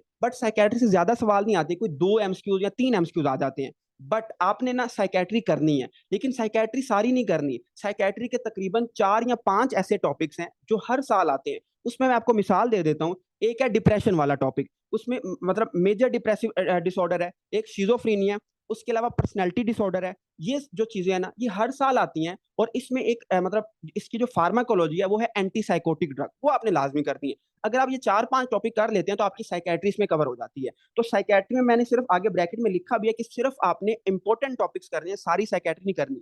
बट जो आपके सिस्टम्स हैं इनको आपने 100% करना है, इसमें एक भी चीज छोड़ने की आपको इजाजत नहीं है। लेकिन हाँ, ऐसे स्टूडेंट्स जो जिनका अभी 3 महीने रह गए एग्जाम को, 4 महीने रह गए हैं और उन्होंने अभी पढ़ना शुरू किया है, तो उनके लिए ये प्लान नहीं है। उन्होंने क्या करना है, उन्होंने ये जो 9 सिस्टम्स है ना, इसमें जस्ट इंपॉर्टेंट टॉपिक्स करने हैं। लेकिन अगर एक स्टूडेंट है उससे उसके 5 महीने है, 1 साल है, 1.5 साल एग्जाम के लिए, तो वो इन सिस्टम्स को 100% करेगा। क्योंकि इन सिस्टम्स के बगैर आपका बिल्कुल भी गुजारा नहीं है, क्योंकि इसमें से किसी से भी सवाल पूछा जा सकता है। ठीक है, तो ये आपके हो गए सिस्टम। अब आप कहते हैं कि यार सिस्टम्स तो में तो मतलब बेसिक्स का तो वेटेज ही कम है, तो हम सिस्टम्स में इतना टाइम क्यों लगा रहे हैं। देखिए, मैंने स्टेप 1 बुक भी पढ़ाई है, मैंने स्टेप 2 बुक भी पढ़ाई है, तो मुझे इस चीज का बहुत एक्सपीरियंस है कि अगर आप सिस्टम्स अच्छे तरीके से कर लेते हैं ना, सिस्टम्स, तो आपकी तकरीबन 80% जो मेडिसिन है वो इन सिस्टम्स के अंदर कवर हो जाती है। 80% मेडिसिन, और मेडिसिन में से 52 एमसीक्यूज आने हैं। तो इसलिए सिस्टम्स में आपने कोई कंजूसी नहीं करनी, इसमें आपने 100% करना है, ताकि आपकी मेडिसिन कवर हो सके। सिस्टम्स आपके हो गए, फिर आपका सवाल पैदा होता है कि यार माइक उसके जो बाकी सब्जेक्ट्स हैं उनका क्या करना है। तो फर्स्ट एड में जब आपके सिस्टम्स कंप्लीट हो गए, उसके बाद आपने आना है माइक्रो की तरफ। अब ना बहुत सारे स्टूडेंट्स ये समझते हैं कि माइक्रो में से तो 2 एमसीक्यूज आते हैं, तो माइक्रो हमें करनी चाहिए। नहीं, देखिए, जो माइक्रो है ना, इसका जो डायरेक्ट ताल्लुक है वो आपकी पीडियाट्रिक्स के साथ भी है, इन्फेक्शियस डिजीज के साथ भी है, हर सिस्टम के साथ है। तो माइक्रो आपने लाजमी करनी है, क्योंकि जो स्टूडेंट माइक्रो नहीं करेगा उसका पास करना बहुत मुश्किल हो जाता है। क्योंकि माइक्रो से सवाल आता ही आता है, और माइक्रो से डायरेक्ट सवाल नहीं आता। फॉर एग्जाम्पल, अभी एक सवाल आया हुआ था कि जो छोटे बच्चे होते हैं उनमें most common cause of meningitis क्या होता है, तो उसका मतलब आगे उसने बैक्टीरिया दिया हुआ था, तो वो आपका माइक्रो का सवाल है। तो माइक्रो लाजमी करें। उसके बाद आती है बायोकेमिस्ट्री। फिर अगर आप चाहते हैं तो आप जनरल पैथो और जनरल फार्मा की तरफ जा सकते हैं। बट आपने सिस्टम्स पहले करने हैं, फिर आप माइक्रो करेंगे, फिर बायोकेमिस्ट्री करेंगे, फिर जनरल पैथो और जनरल फार्मा। आपकी जो फर्स्ट स्टेप 1 है वो खत्म हो गई। इसके अलावा आपने इसमें से कुछ भी नहीं करना। आपकी फर्स्ट स्टेप 1 अगर आप कर लेते हैं ना, तो तकरीबन आप मतलब जो आधे से ज्यादा अपना सिलेबस उसको कवर, क्योंकि फर्स्ट स्टेप 1 बहुत एक मतलब के अच्छी बुक है, और इसमें नोट्स बने हुए हैं। ये एक ना बुक नहीं है, ये एक नोट्स की तरह है। तो जब आप इसको पढ़ते हैं तो आपका बहुत अच्छा सा मतलब इसको याद रखना बहुत आसान हो जाता है। उसके बाद जो इम्यूनोलॉजी है, इम्यूनोलॉजी आपने अभी नहीं करनी, इम्यूनोलॉजी सबसे एंड पे करनी, क्योंकि उसमें से सिर्फ 1 या 2 एमसीक्यूज आते हैं। बट ये जो मैंने सब्जेक्ट्स बताए हैं ये आपने सबसे पहले करने, इसमें कोई कंजूसी नहीं करनी, ये आपने करने ही करने हैं। ठीक है, उसके बाद अब सबसे बड़ा जो सवाल है ना, जो सबसे ज्यादा स्टूडेंट्स जहाँ से भागते हैं ना, वो है हमारा क्लिनिकल पोर्शन। क्योंकि यहाँ से मैंने स्टूडेंट्स को देखा है कि वो बेसिक्स कर लेते हैं, उनको मोटिवेशन होती है, वो स्टेप 1 सारी खत्म कर लेते हैं, बट वो क्लिनिकल नहीं करते। तो उससे सबसे ज्यादा मतलब जो फेलियर मेरी मुझे लगता है कि जो स्टूडेंट्स फेल होते हैं वो इस वजह से होते हैं कि वो क्लिनिकल सब्जेक्ट्स को करते नहीं है, या उनके पास गाइडलाइन नहीं होती कि उन्होंने बेसिक्स कर ली है, बट अब उन्होंने क्लिनिकल कैसे करनी है। अब इसमें सबसे बड़ा सवाल पैदा होता है कि आपने क्लिनिकल करनी कहाँ से है। तो मैं आपको अपनी पूरी जिम्मेदारी के साथ कह रहा हूँ, मैं मुझे तकरीबन 2-2.5 साल हो गए हैं पढ़ाते हुए, और मैंने एग्जाम भी दिया है, बहुत सारे स्टूडेंट्स को पढ़ाया है, बहुत सारे स्टूडेंट्स को देखा भी है। तो मैं आपको ये कह रहा हूँ कि अगर आप जो क्लिनिकल की जो अभी मैं आपको गाइडलाइंस बताऊंगा, अगर आप ये कर लेते हैं तो इंशाल्लाह आपका क्लिनिकल एनआरई के लिए कवर हो जाएगा। हर एग्जाम का पैटर्न अलग होता है। आपने एनआरई की तैयारी करनी है तो आपने एनआरई को ही माइंड में रखना है, आप यूएसएमएल की तैयारी नहीं कर रहे। तो सबसे पहले सवाल पैदा होता है कि ओब्स गायनी कहाँ से करनी है। अब ओब्स गायनी बहुत सारे हमारे स्टूडेंट्स ये कहते हैं कि हम तो 10 टीचर्स पढ़ेंगे। 10 टीचर्स वो स्टूडेंट पढ़ते हैं जिन्होंने एफसीपीएस पार्ट 1 देना होता है। आप एफसीपीएस की तैयारी नहीं कर रहे, आप एनआरई की तैयारी कर रहे। तो एनआरई के लिए जो ओब्स गायनी है ये आप करेंगे स्टेप 2 सीके से, और ये मैं आपको पूरी रिस्पॉन्सिबिलिटी के साथ कह सकता हूँ कि it is more than enough. जो स्टेप 2 सीके है, अगर आप यहाँ से ऑब्स गायनी करेंगे तो आपके जो 14 एमसीक्यूज है ये तकरीबन यहाँ से कवर हो जाते हैं। ठीक है, 14 एमसीक्यूज आपके आते हैं ऑब्स गायनी से। उसके बाद आता है पीडियाट्रिक्स। जो पीडियाट्रिक्स है ये भी आप स्टेप 2 सीके से करेंगे, and it is also more than enough, और इसमें से भी 14 एमसीक्यूज आते हैं। कितने हो गए? 28। अब आप कहते हैं कि यार ये जो हम पीडियाट्रिक्स पढ़ रहे हैं, क्या ये कोई नई चीज आ गई है जो हमने सिस्टम्स के अंदर नहीं पढ़ी? देखिए, आप ना जब सिस्टम्स पढ़ते हैं ना, तो आप तकरीबन सारी चीजें पढ़ते हैं। फॉर एग्जाम्पल मैं आपको मिसाल देता हूँ, जो पीड्स का ना एक बड़ा ही फेवरेट टॉपिक है और उसका नाम है हाइपरट्रॉफिक पाइलोरिक स्टिनोसिस। आपने जीआईटी के अंदर पढ़ा होगा। अब जो हाइपरट्रॉफिक पाइलोरिक स्टिनोसिस है ना, ये पीड्स का बड़े फेवरेट टॉपिक, इसमें से एमसीक्यूज आता ही आता है। या फिर एक और टॉपिक है मेनिंजाइटिस। जो मेनिंजाइटिस है ये अभी आप स्टेप 1 के अंदर पढ़ते हैं। तो सबसे पहले जब आप सिस्टम्स करेंगे ना, तो आपकी ये सारी चीजें वहां से कवर होंगी। बट आपने फोकस कहाँ पे करना है, वो है मैं अभी आपको बताता हूँ कि क्लिनिकल में जो स्टूडेंट सबसे ज्यादा मार खाते हैं ना, जो जिन स्टूडेंट्स ने अभी एग्जाम दिया वो मुझसे एग्री भी करेंगे कि इसमें ना देखें, जो जितनी भी चीजें आपको चाहिए होती है ना, वो आप स्टेप 1 से पढ़ चुके होते हैं। बस जो हमने 4 चीजें पढ़नी है ना क्लिनिकल के अंदर, खास करके मेडिसिन के अंदर, वो ये चीजें देखें। सबसे पहले आपसे सवाल पूछा जाएगा कि मोस्ट इनिशियल इन्वेस्टिगेशन, कि इनिशियल इन्वेस्टिगेशन क्या है। उसके बाद आपसे पूछा जाएगा what will be the investigation of choice. उसके बाद आपसे पूछा जाएगा मोस्ट इनिशियल ट्रीटमेंट, एक पेशेंट है उसको ये हुआ है, उसका इनिशियल ट्रीटमेंट क्या होगा। उसके बाद आपसे पूछा जाएगा what will be the treatment of choice. आपने ये 4 चीजें क्लिनिकल के अंदर लाजमी करनी, क्योंकि इसी का सवाल आता है। ठीक है, ये 4 चीजें आपने लाजमी करनी है। ये मैं आपको दोबारा भी समझाता हूँ सर्जरी के अंदर ये 4 चीजें कैसे करनी है। ठीक है, तो आपने ना जो पीड्स और ओब्स है वो तो आपने स्टेप टू सीके से कर लिया। उसके बाद हमारा सबसे बड़ा जो सवाल पैदा होता है वो होता है सर्जरी के अंदर, क्योंकि सर्जरी जो स्टूडेंट्स है ना, इस मतलब बहुत तंग करती है स्टूडेंट्स को। या स्टूडेंट्स को समझ नहीं आ रहा होता कि सर्जरी करनी कहाँ से है। तो सर्जरी के अंदर देखें, सर्जरी का जो सब्जेक्ट है अगर आप उठा के देखें, बेलेज एंड लव, वो तो इतनी बड़ी बुक है कि आपसे उठाई भी नहीं जाएगी। वो आपने नहीं पढ़नी, आपने लेनी भी नहीं है, ना उसको लेने का सोचना है। उसके बाद सेकंड बुक हमारे पास आती है अब्दुल वहाब डोगर की, और उसके अलावा एक और बुक है उसका नाम है कैप्लान। ठीक है, अब मैं आपको बताता हूँ आपने करना क्या है। देखिए, जो कैप्लान की बुक है, मैंने इस दफा एग्जाम दिया है, कैप्लान की बुक बहुत अमेजिंग बुक है। अगर आप सर्जरी के अंदर अपने कॉन्सेप्ट बनाना चाहते हैं ना, और आप एक एफएमजी हैं, आपने प्रॉफ नहीं देना, आपने एमसीक्यूज वाला टेस्ट देना है, तो आपके लिए जो बेस्ट बुक है सर्जरी की वो कैप्लान है। Kaplan very very amazing book, मतलब अगर आप ये करेंगे तो आपको वाकई मजा आएगा करके, क्योंकि इसके अंदर उसने एमसीक्यूज भी दिए हुए हैं और उसने थ्योरी भी दी है। तो जब आप थ्योरी पढ़ते हैं और उसके बाद एमसीक्यूज करते हैं तो आपको बहुत मजा आता है पढ़ के, अगर आपको इसकी समझ आए। तो कैप्लान बुक आपने लाजमी लाजमी करनी है 100%। उसके बाद आपकी आती है डोगर। देखिए, जो डोगर की बुक है ये बहुत लंबी बुक है, काफी मतलब लेंथी बुक है, और इसको रिवाइज करना मुश्किल हो जाता है। हाँ, अगर आप अभी अंडर ग्रेजुएट हैं, आपकी अभी ग्रेजुएशन नहीं हुई, तो आप लाजमी डोगर पढ़ें। बट अगर आपके पास टाइम कम है तो आप डोगर नहीं पढ़ सकते। आपने करना क्या है, देखिए, आपने सर्जरी के लिए एक तो करने हैं पास्ट पेपर, जितने भी पास्ट पेपर है ना सर्जरी के, वो आपने लाजमी करने हैं। उसके अलावा सर्जरी के जितने भी आपको एमसीक्यूज मिलते हैं ना, फॉर एग्जांपल प्रॉफ के एमसीक्यूज मिलते हैं, वो भी करते हैं, वो भी आपको फायदा देंगे। लेकिन सर्जरी के अंदर जो सबसे ज्यादा मतलब कंफ्यूज करती है वो ये चीज करती है, सबसे पहले वही बात आ जाती है। सबसे पहले होगा इनिशियल ट्रीटमेंट। इनिशियल ट्रीटमेंट क्या होगा? उसके बाद होता है ट्रीटमेंट ऑफ चॉइस। ये क्या होता है? इनिशियल इन्वेस्टिगेशन क्या होती है, या इन्वेस्टिगेशन चॉइस क्या होती है? मैंने कुछ एमसीक्यूज निकाले थे, मैं आपको ना उसकी मिसाल भी देता हूँ। फॉर एग्जांपल हमारे पास ना, ये मैंने एक एमसीक्यू निकाल के रखा था मेडिसिन का, तो मैं आपको थोड़ी सी एग्जांपल देता हूँ। देखिए, उसने ना आपको बताया हुआ है कि ये सारी चीजें हैं, मतलब एक पेशेंट है उसको पाल्पिटेशन है, डेजीनेस है, उसका ये ब्लड प्रेशर है, ये सारी चीजें हमने पढ़ी हुई हैं। लेकिन एंड पे उसने पूछा हुआ है what will be the first line treatment.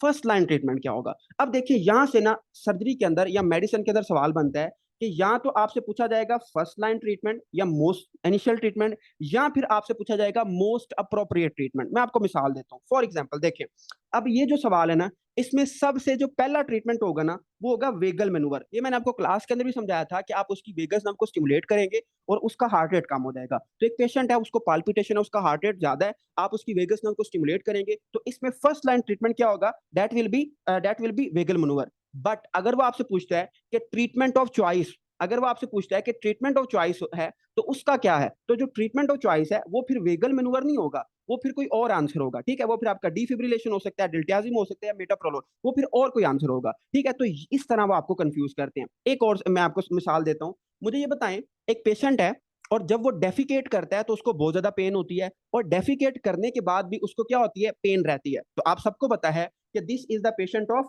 Anal fissure. ये किसका पेशेंट है? एनल फिशर का पेशेंट है। अब जो एनल फिशर है ना, इसमें उसने 2 सवाल, एक सवाल एक ही आया हुआ था, लेकिन स्टूडेंट्स जहां पे कंफ्यूज हुए हैं ना, देखिए, जो एनल फिशर है ना, इसमें अगर आपसे पूछा जाए what will be the first line treatment, first line treatment क्या होता है? अब एक पेशेंट आपके पास आया है, उसको एनल फिशर, उसको पेन हो रही है, तो पहला ट्रीटमेंट क्या करेंगे? आप उसको ना क्या लगाएंगे? लिग्नोकेन। आप उसको लोकल एनेस्थीसिया लगाएंगे ताकि उसकी जो पेन है वो कम हो सके। लेकिन अगर आपसे यही सवाल पूछा जाता है कि what will be the most appropriate treatment. तो इस दफा जो एग्जाम हुआ था ना, उसके अंदर ये सवाल आया हुआ था कि एक पेशेंट है एनल फिशर का, और उसमें मोस्ट अप्रोप्रिएट मतलब ट्रीटमेंट ऑफ चॉइस क्या होगी। तो आपने कहना है उसमें हम क्या करते हैं, उसके अंदर हम स्फिंक्ट्रोक्टमी करते हैं। हम उसमें क्या करेंगे, स्फिंक्टर को रिमूव करेंगे, तो स्फिंक्ट्रोटमी होती है। तो सवाल आया हुआ था ये वाला। अब फर्स्ट लाइन भी आ सकता है, ये भी आ सकता है।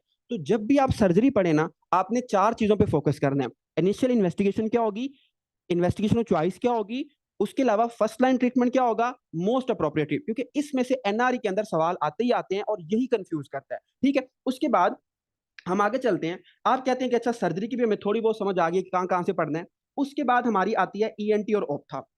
जो ईएनटी और ऑप्था है ना, इसके लिए हमारी एक बुक है डिंगरा की, बट वो आप नहीं पढ़ सकते, वो बहुत लेंथी बुक है। तो ईएनटी और ऑप्था हमारे कुछ नोट्स बने हुए हैं, आपने वही करने हैं, और इंशाल्लाह आपके तकरीबन उसमें से 4-5 एमसीक्यूज कवर हो जाते हैं। क्योंकि जो ईएनटी और ऑप्था होती है ये हर साल मुश्किल आती है, तो इसमें 10 एमसीक्यूज होते हैं। तो ये आपने मतलब वहां पे थोड़ा सा तुक्का ही लगाना होता है, या थोड़ा बहुत आपको आता होता है, थोड़ा बहुत आपने करना होता है। ठीक है, तो इसको आप थोड़ा सा साइड पे कर दें। उसके बाद आती है मेडिसिन। जो मेडिसिन है ना, ये बहुत आसान है। सबसे ज्यादा जो आसान होती है वो मेरे ख्याल से मेडिसिन होती है। इसके टोटल 52 एमसीक्यूज होते हैं, और ये करने कैसे हैं देखिए। अगर आपने फर्स्ट एड स्टेप 1 पढ़ी है ना, और उसके आपने सिस्टम्स किए हुए हैं, तो आप मेरे ऊपर यकीन रखें कि आपकी 80% मेडिसिन उसके अंदर कवर है।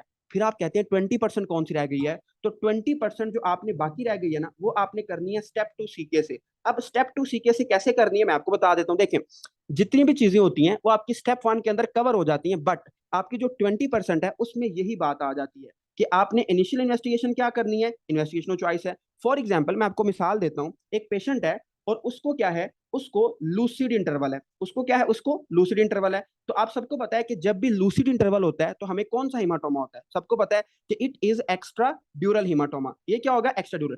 अब ये बात आपकी फर्स्ट एड में लिखी हुई है, बट जो चीज हमने स्टेप 2 सीखे से सीखनी है वो ये है कि लूसिड इंटरवल का जो पेशेंट होगा, इसमें इनिशियल इन्वेस्टिगेशन क्या होती है, तो क्या होगी। अगर आपका एक्स्ट्रा ड्यूरल हिमाटोम है तो आप इसमें क्या करते हैं, मैंने आपको पढ़ाया था कि इसमें आप सीटी स्कैन करते हैं विदाउट कंट्रास्ट, ये इनिशियल है। लेकिन अगर आपको सीटी स्कैन पे ना पता चल रहा हो, फिर आप एमआरआई करते हैं। तो ये जो दूसरी बात है, ये हमने कहां से सीखी है, ये हमने सीखी है स्टेप 2 सीखे से। जो पहली बात है वो हमने स्टेप 1 से सीखी है। ये आपकी मेडिसिन है। अगर आप इस पैटर्न को लेके चलेंगे तो आपकी तैयारी भी बहुत आसान होगी और आपको मजा भी आएगा पढ़ने का। उसके बाद हमारी आ जाती है कम्युनिटी मेडिसिन और फोरेंसिक मेडिसिन। इसमें से आई थिंक 6-6 या 5-5 एमसीक्यूज आते हैं, और इसको भी आपने किसी बुक से नहीं पढ़ना। इसके कुछ नोट्स हैं, वो मैं आपसे शेयर कर दूंगा जब आपका एग्जाम होगा, तो आपने वही करने हैं। और इसका भी थोड़ा बहुत तुक्का लगाना पड़ता है, और थोड़ा बहुत आपको आ रहा होता है। ठीक है, तो ये जो 4 सब्जेक्ट्स है ना, इसको आपने किसी बुक से नहीं पढ़ना, बाकी आपने बुक से पढ़ना है।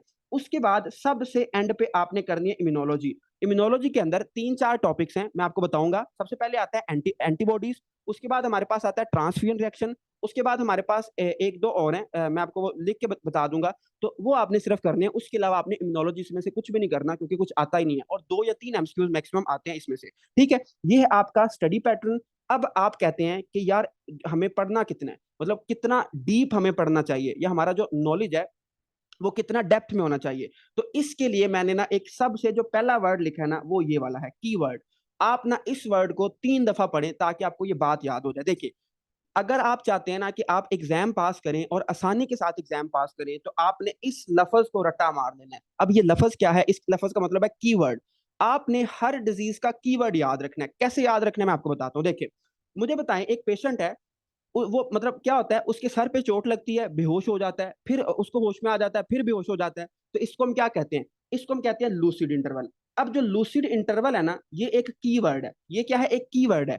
जब भी लूसिड इंटरवल आएगा, आपके माइंड में फौरी तौर पे क्लिक क्या करना चाहिए, एपिड्यूरल हिमाटोमा। और यही इस एग्जाम के अंदर आया हुआ था। जो एपिड्यूरल हिमाटोमा है, ये आपको लूसिड इंटरवल के अंदर मिलता है, ये कीवर्ड है। उसके अलावा मैं आपको मिसाल देता हूँ। मैं आपके सामने एक वर्ड लिखूंगा, मुझे आपने उसका डायग्नोज बताना है। अब एक वर्ड होता है, उसको हम कहते हैं बर्ड बीक अपेयरेंस। तो बताएं आपके माइंड में क्या चीज आ रही है, बर्ड बीक अपेयरेंस। तो बर्ड बीक अपेयरेंस जब भी वर्ड आता है, तो डॉक्टर उस्मान बता रहे हैं कि एक लेजिया है। तो ये कीवर्ड है। आपने जब भी टॉपिक पढ़े, प्लीज उसका कीवर्ड याद रखा करें। अगर आप कीवर्ड याद रखेंगे, आपको टॉपिक करने की कोई जरूरत नहीं है। आप एफसीपीएस के स्टूडेंट नहीं है, आप कंसल्टेंट नहीं है, आप एक एमबीबीएस के स्टूडेंट हैं। और आपको जस्ट कीवर्ड्स आने चाहिए। आपको पता होना चाहिए कि बर्ड बी का पेरेंट्स किसके अंदर होती है, एपिड्यूरल हिमाटोमा किसके अंदर होता है। देखिए, 2 चीजें होती हैं। एक होता है कि एक प्रोसीजर होता है, मतलब आपने करना कैसे है। एक होता है कि जस्ट आपको ये पता हो कि मैंने ये मतलब मैंने ये मेथड करना है। तो आपको सिर्फ प्रोसीजर का नाम आना चाहिए, ना कि आपको प्रोसीजर का पूरा आना चाहिए कि मैंने ऐसे ऐसे इंसिजन करनी है, ये करना है। ऐसा नहीं होता, सिर्फ आपको नाम आना चाहिए, क्योंकि अभी आप एमबीबीएस के स्टूडेंट हैं। तो आपने इसको सिंपल रखना है, जितना आप सिंपल रखेंगे उतना आप भी इजी रहेंगे और आपका एग्जाम भी पास होगा।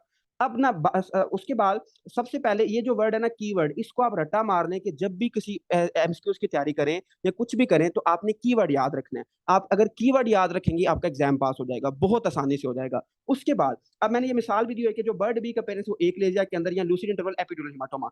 उसके बाद ना एक सवाल है, और ये अभी जो एग्जाम हुआ है ना उसके अंदर आया हुआ था, तो मैं आपको समझाना चाह रहा हूँ कि कीवर्ड की कितनी इंपॉर्टेंस है। ठीक है, चलिए जी। अब मुझे बताएं, एक पेशेंट है, वो अल्कोहलिक है, वो अल्कोहल पीता है। उसके बाद जब हम उसका एक्सरे करते हैं तो हमें क्या मिलता है? Upper lobe consolidation. तो आपको पता है कि जो कंसोलिडेशन है वो मोस्टली हमें नमूनिया वगैरह में मिलती है। ठीक है, तो upper lobe consolidation doctor Usman फौरन बता रहे हैं कि ये जो पेशेंट है ये लुबार नमूनिया का है। ठीक है, ये लुबार नमूनिया का है। अब हमने तो पढ़ा है कि यार जो नमूनिया होता है ना, ये तो आपका मतलब बैक्टीरिया होता है नेमोनाई, उसकी वजह से होता है। बट इसमें जो कीवर्ड है, कीवर्ड क्या है? वो है आपका अल्कोहलिक, ये वाला अल्कोहल वाला। लेकिन हमने पढ़ा था कि जो अल्कोहल वाले मरीज होते हैं ना, अल्कोहल वाले, अगर उनमें नमूनिया हो जाए तो उसकी वजह नमूनाई नहीं होता, उसकी वजह क्लेब्सिला होता है। ये सवाल होता है। तो हम बस देखिए, मैंने और कुछ भी नहीं पढ़ा, जस्ट मुझे इतना पता चला नमूनिया का पेशेंट है और अल्कोहलिक है, तो क्लेब्सिला लगा दिया। तो ये मेन चीज है, इस तरह आपने तैयारी करनी है। मैं आपको अगेन बताता हूँ कि आपने कीवर्ड कभी नहीं भूलना। हर एक टॉपिक का कीवर्ड होता है, और हर सवाल के अंदर वो आपको कीवर्ड लाजमी बताएगा। वो कभी भी इस तरह का पेपर नहीं बनाएगा जिसमें कीवर्ड नहीं होगा। तो कीवर्ड वो आपको लाजमी बताएगा। कीवर्ड पे आपने लाजमी फोकस करना है कि हर टॉपिक का एक कीवर्ड होता है, उसको आपने ढूंढना है, तो आपका पेपर भी आसानी से होगा, आपको मजा भी बड़ा आएगा। ठीक है, उसके बाद हमारा जो अगला सवाल है वो आपके सामने मैंने एक मिसाल निकाल ली है। अब ना देखें, कुछ हमारे स्टूडेंट्स होते हैं जो थोड़ा सा ना आइंस्टाइन बनने की कोशिश करते हैं। मतलब मैं उनकी रिस्पेक्ट करता हूँ कि वो बहुत अच्छे से पढ़ते हैं, बट वो कहते हैं ना कि excess of everything is bad. अगर आप बहुत ज्यादा भी पढ़ लेते हैं ना तो उसका भी नुकसान होता है। अब देखें, हमारे पास ना उसने एक ड्रग लिखी हुई है, दैट इज डेक्स्ट्रोमेथोर्फन। जो डेक्स्ट्रोमेथोर्फन है ना, अगर आपने फर्स्ट एड स्टेप 1 पढ़ी है ना, तो उसमें ये पहले नंबर पे उसने लाइन ये लिखी हुई है कि जो डेक्स्ट्रोमेथोर्फन है ये हम एंटी ट्यूसिव इस्तेमाल करते हैं। बट आपको पता है कि इसमें एक उसने ऑप्शन दिया होता है एक्सपेक्टोरेंट। एग्जैक्ट उसने इसी तरह ये दोनों ऑप्शन इकट्ठे दिए हुए थे। अब एक स्टूडेंट है, वो ये सोचता है कि यार ये जो डेक्स्ट्रोमेथोर्फन है ना ये एंटी ट्यूसिव है, ऊपर से पेपर भी मुश्किल आया हुआ है, मैंने पढ़ा भी ज्यादा हुआ है, तो वो क्या करता है? वो एक्सपेक्टोरेंट लगा देता है। अब हालांकि इतना आसान एमसीक्यू था, बट उस एग्जामिनर ने आपको कंफ्यूज करने के लिए एंटी ट्यूसिव के साथ एक्सपेक्टोरेंट लिखा हुआ था।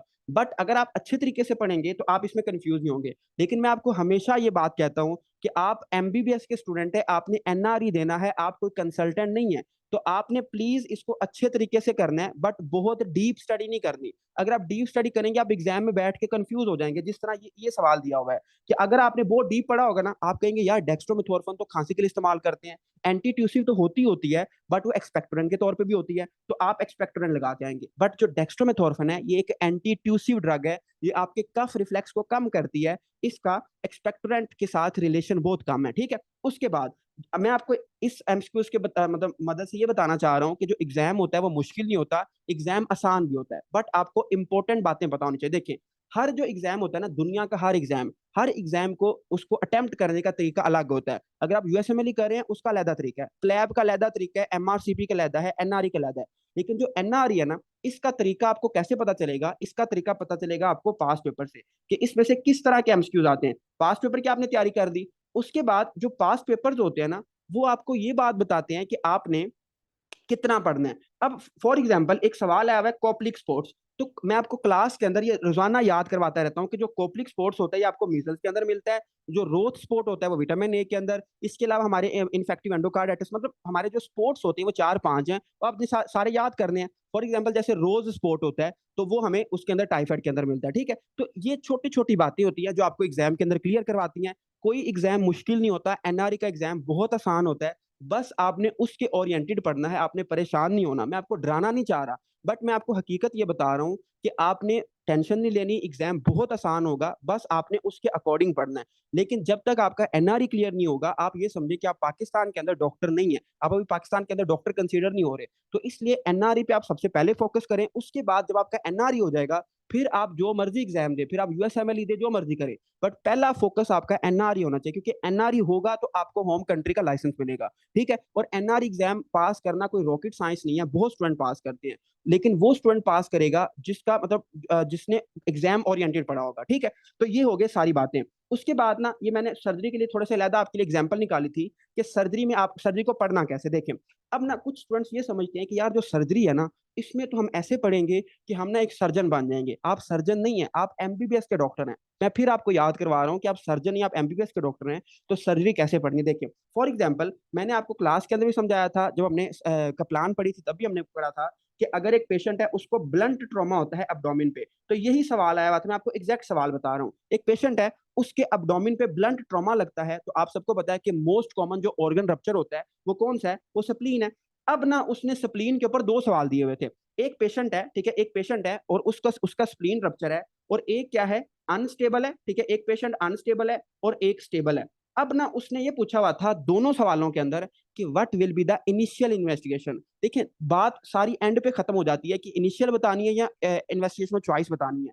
तो इन दोनों का जो आंसर था वो था फास्ट स्कैन। ठीक है, इन दोनों का जो आंसर था वो फास्ट स्कैन था, क्योंकि जब भी आपका स्क्रीन रप्चर होता है, आप सबको पता है कि हम इसमें एक करते हैं, फास्ट स्कैन करते हैं। ठीक है, तो इस तरह आपने करना है। जब भी सर्जरी पड़े ना, तो उसमें आप कॉन्सेप्ट बनाया करें, और उसमें चार चीजें आपने कभी भी नहीं छोड़नी। Initial investigation, investigation of choice, initial treatment, treatment of choice. ठीक है, जैसे मैंने आपको ये एग्जांपल दी थी उसकी एनल एनल फिशर की, कि एनल फिशर के अंदर अगर हम इनिशियल ट्रीटमेंट की बात करें तो वो लिग्नोकेन होता है, बट एग्जाम के अंदर मोस्ट अप्रोप्रिएट पूछा हुआ था, तो फिर लिग्नोकेन नहीं होगा, फिर क्या होगा, फिर स्फिंक्ट्रोटमी होगा, स्फिंक्टर को रिमूव करेंगे। ठीक है, तो प्लीज आप ना एक तो अपना माइंड सेट करें कि मैं कोई सर्जन नहीं हूं या मैं कोई कंसल्टेंट नहीं हूं, मैं जस्ट एमबीबीएस डॉक्टर हूं, और मैंने उसी लेवल का पढ़ना है, मैं कोई डीप नहीं पढ़ूंगा। और आप सबसे पहले पास पेपर देखें और उसको करें। अब ना एक सबसे बड़ा सवाल पैदा होता है कि एमसीक्यूज मतलब जो पास पेपर है वो कैसे करने चाहिए। मैं आपको अपना तरीका बता देता हूँ। देखें, मैंने जब पास पेपर किए थे ना, तो मैंने उसको इस तरह किया था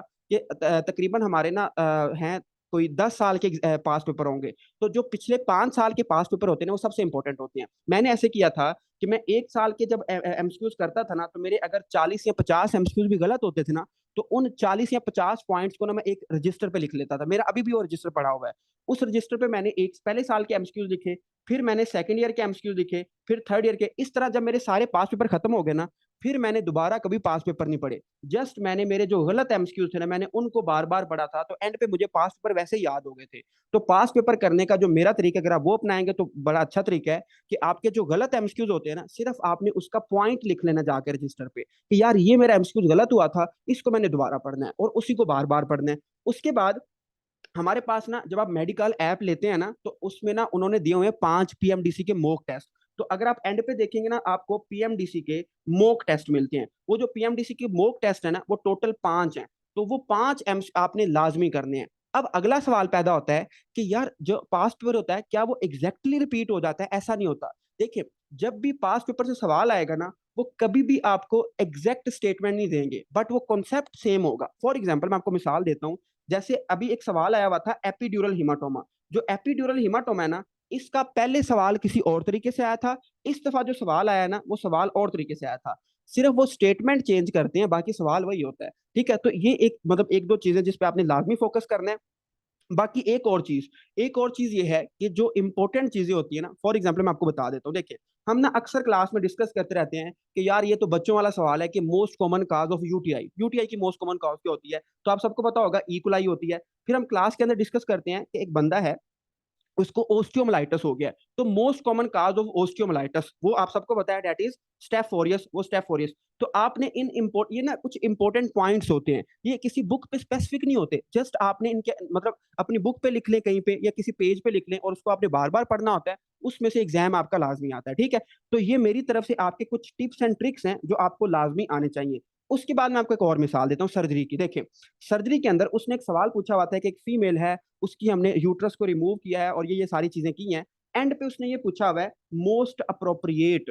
तो अप्रोप्रिएट का मतलब क्या होगा कि आपने इन्वेस्टिगेशन चॉइस बतानी है, ना कि आपने इनिशियल ट्रीटमेंट बताना है। तो इसमें जो अप्रोप्रिएट ट्रीटमेंट है वो ओपन मैश रिपेयर है। आप इसमें अगर इन्वेस्टिगेशन ट्रीटमेंट ऑफ चॉइस की बात करें, तो वो ओपन मैश रिपेयर होता है। लेकिन उसने साथ लेप्रोस्कोपी भी दिया, सॉरी लेप्रोस्कोपी भी दी हुई थी यहाँ पे, ये सॉरी हर्नियोरेफी। तो जो हर्नियोरेफी होती है ये एक नॉन मैश रिपेयर है, बट इसकी जो ट्रीटमेंट ऑफ चॉइस है वो ओपन मैश रिपेयर है, ये आपकी सर्जरी की बुक पे लिखा भी हुआ है। ठीक है। उसके बाद हमारे पास उसने ये, मैंने आपको मिसाल भी दी है कि जो स्प्लीनिक रप्चर है, इसमें आप उसने पूछा हुआ था कि मोस्ट अप्रोप्रिएट ट्रीटमेंट क्या होगा या मोस्ट इनिशियल इन्वेस्टिगेशन क्या होगी। तो इस तरह का पेपर आता है, पेपर मुश्किल नहीं होता, बट आपने उसके अकॉर्डिंग पढ़ना है। और अभी मैं आपको ये बता रहा हूँ कि मैंने इसको पता किया है कि जो आगे एग्जाम आएंगे उसमें से ज्यादा चांसेस ये हैं कि पास पेपर में से एमसीक्यूज कम आएंगे। उसकी वजह मैंने आपको ये बताई है कि उन्होंने अपना क्यू बैंक चेंज किया। आगे एक स्टूडेंट पूछ रही थी कि जो क्यू बैंक है क्या हम उसको एक्सेस नहीं कर सकते। देखिए जो नम्स है ना, उसने अपना एक क्यू बैंक बनाया हुआ है और वो उसी में से एमसीक्यूज देते हैं। ठीक है। और वो क्यू बैंक उनका खुफिया, मतलब हम उसको एक्सेस नहीं कर सकते। तो जो एमडी कैट है उसका भी सेम पैटर्न है। इस दफा जो एमडी कैट था वो सबसे मुश्किल था और एनआरई भी सबसे मुश्किल था। मुश्किल नहीं था, बस ट्रिकी था। एग्जाम मुश्किल नहीं था, थोड़ा सा उसने ट्रिक लगाई हुई थी, स्टूडेंट्स को कंफ्यूज करने की कोशिश की थी। ठीक है। ये एक सारी मतलब बातें हैं कि आपने पढ़ना कैसे है, क्या क्या चीजें करनी है, क्या क्या चीजें नहीं करनी। ठीक है। ये मैंने अपनी पूरी कोशिश की है कि जिस तरह मतलब मुझे लगता है कि इस तरह एक स्टूडेंट को पढ़ना चाहिए वो मैंने आपको बता दिया है। लेकिन हमारी एक टीम मेंबर है डॉक्टर हैदर, उन्होंने भी माशाल्लाह फर्स्ट अटेम्प्ट में टेस्ट पास किया। वो भी बड़े पढ़ने वाले स्टूडेंट हैं। तो मेरी तो आप रोज सुनते ही रहते हैं, अभी भी आपने 50 मिनट सुन ली है। तो अभी आपको थोड़ा सा वो भी बात समझाएंगे कि पढ़ना कैसे चाहिए। ठीक है। तो अगर आप 5-10 मिनट उनको सुन देंगे तो आपका बहुत फायदा होगा। ठीक है। तो ये आपकी सारी बातें थी। बाकी जो मेरी फाइनल एडवाइस है आप सबको वो यही है कि जो सक्सेस है वो कभी भी आपकी मतलब ओकेजनली नहीं आती। अगर आप कभी कभी कोई काम करेंगे तो कभी भी आपको सक्सेस नहीं मिलेगी। ये कंसिस्टेंसी से आती है। अगर आप कंसिस्टेंट रहेंगे तो आप इंशाल्लाह पास भी होंगे और आपका नॉलेज भी बहुत अच्छा होगा। ठीक है। और ये मैंने कुछ बातें लिखी है कि आपने कंसिस्टेंट रहना है, तो डेली 3-4 घंटे पढ़ना है और एमसीक्यूज की प्रैक्टिस करनी है। बाकी मैं और मेरी टीम हमेशा आपके साथ है। जब भी आपको किसी चीज की जरूरत हो, आपको कोई गाइड चीज समझ नहीं आ रही, तो हमारे ग्रुप्स के जितने भी एडमिन है ना वो सारे हमारे टीम मेंबर हैं। आप उनमें से किसी को भी मैसेज करके कुछ भी पूछ सकते हैं, वो आपको लाजमी गाइड करेंगे। ठीक है। तो आप लोग अब डॉक्टर हैदर की सुनेंगे, फिर वो आपको थोड़ा सा बताएंगे और फिर आपके जो भी क्वेश्चन हैं, जो भी स्टूडेंट क्वेश्चन पूछेगा वो मैं आपको आंसर करूंगा। ठीक है। This is all about from my self. तो आई होप कि आपको इसका थोड़ा बहुत फायदा हुआ होगा। तो चलिए, जब आपको डॉक्टर हैदर बताएंगे, मेरी तरफ से इतना ही।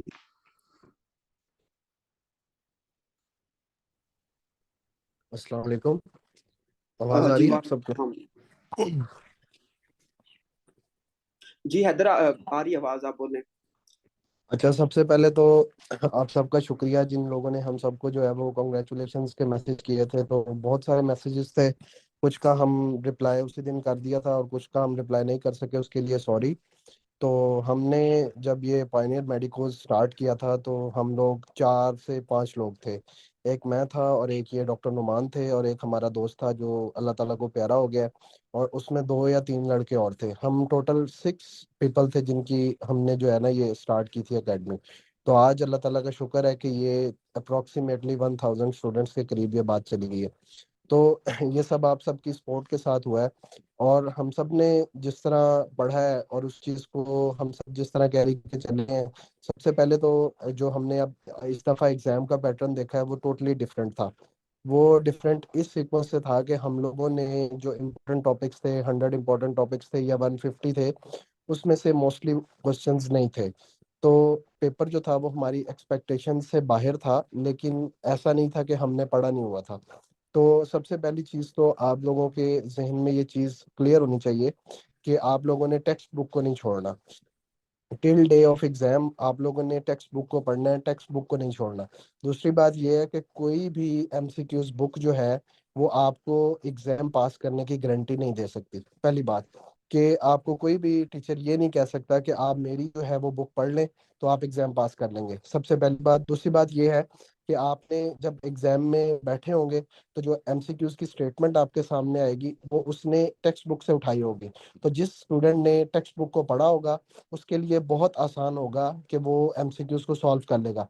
अब इस दफ़ा जो हमारा एग्जाम था उसमें मेडिसिन का जो पोर्शन था वो इस तरह था कि मोस्टली स्टूडेंट्स ने जिन्होंने टेक्स्ट बुक पढ़ी हुई थी उन्होंने 50 to 20 मिनट्स के अंदर वो 52 एमसीक्यू सॉल्व कर लिए हुए थे, क्योंकि वो इतने सीधे सीधे एमसीक्यूज थे। दूसरी चीज़ बात जो मैंने आपके साथ करनी है वो ये है कि बहुत ज़्यादा जो ट्रिकी पोर्शन था वो सर्जरी का था। तो सर्जरी के लिए हम लोगों ने जो है वो कुछ लोगों ने जिम से नोट्स पढ़े थे, कुछ लोगों ने जो है वो बुक्स यूज की थी। तो सबसे ज्यादा जो लोग बेनिफिशियल रहे वो वही थे जिन्होंने जो है वो टेक्स्ट बुक को फॉलो किया। तो जिन बच्चों ने एग्जाम में टेक्स्ट बुक को फॉलो करके वो एग्जाम के अंदर गए थे, उनको तो सर्जरी में बिल्कुल कोई प्रॉब्लम नहीं हुई। और जिन लोगों ने सिर्फ और सिर्फ नोट्स को जो है वो फॉलो किया था, उनको एग्जाम में अच्छी खासी जो है वो डिफिकल्टी का सामना करना पड़ा।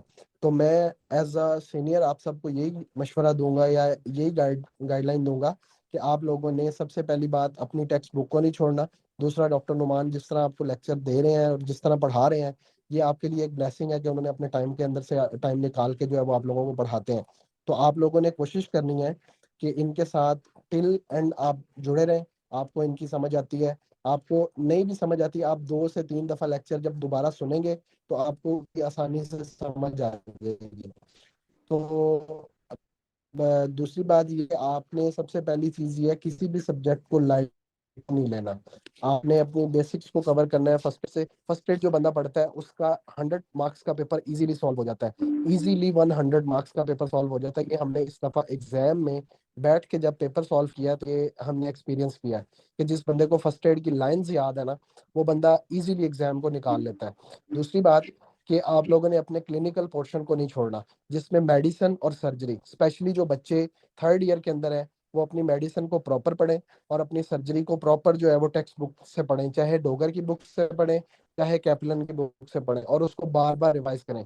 ये 2 सब्जेक्ट्स ऐसे हैं कि इन्होंने आपके पेपर को पास भी करवाना है और इन्होंने आपको फेल भी करवा सकते हैं, यही 2 सब्जेक्ट्स।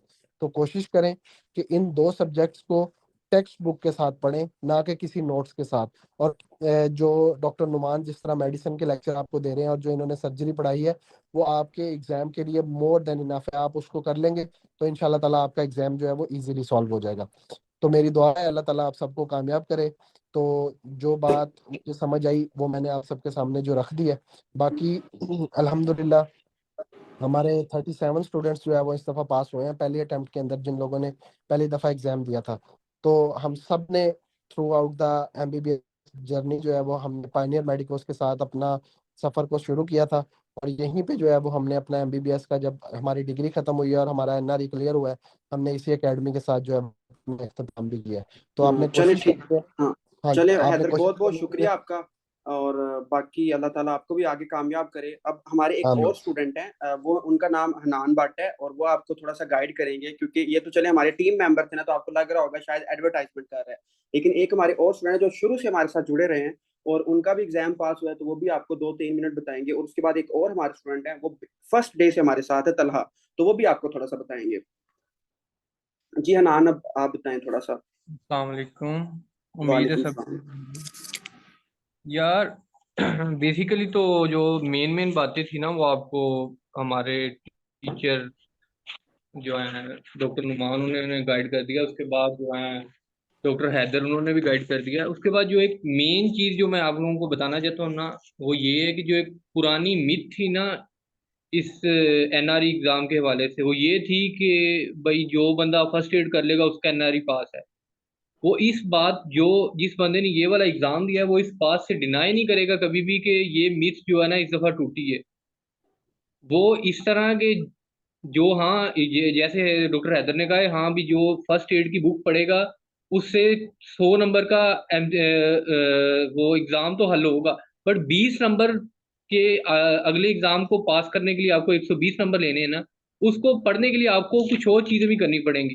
जैसे लॉन्ग बुक्स हैं, इतनी भी लॉन्ग नहीं पढ़ो कि आपको करते वक्त एमसीक्यू करते वक्त उसमें कंफ्यूज हो जाओ। उसके लिए आपको करना पड़ेगा लाइक कि भाई आपको डोगर की सर्जरी की बुक्स पढ़नी पड़ेंगी या ऐसी चीजें, वो सारी माशाल्लाह से हमें भी गाइड किया है। हमें हमें स्टार्ट से गाइड करते हैं डॉक्टर नुमान, वो आपको उन्होंने अपने तरीके से गाइड किया है।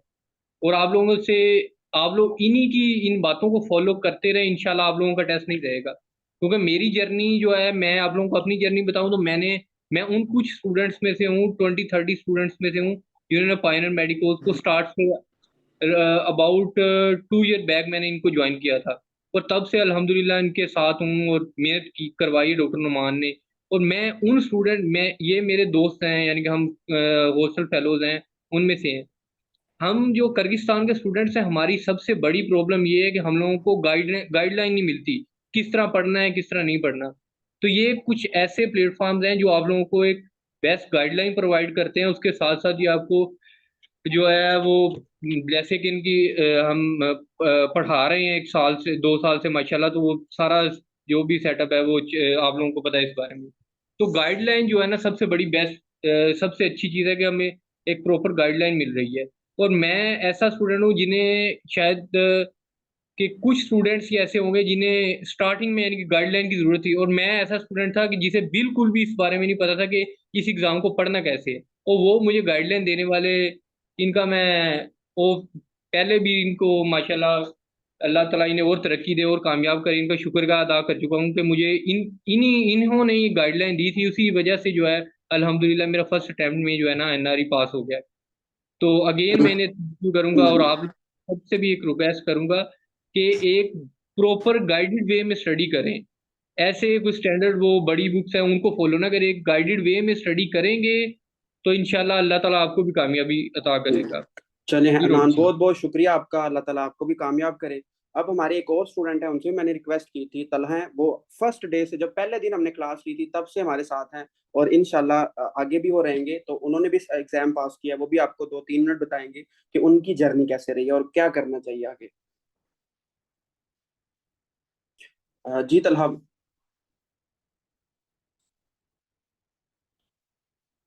जी तलहा, अभी आप माइक ऑन कर सकते हैं।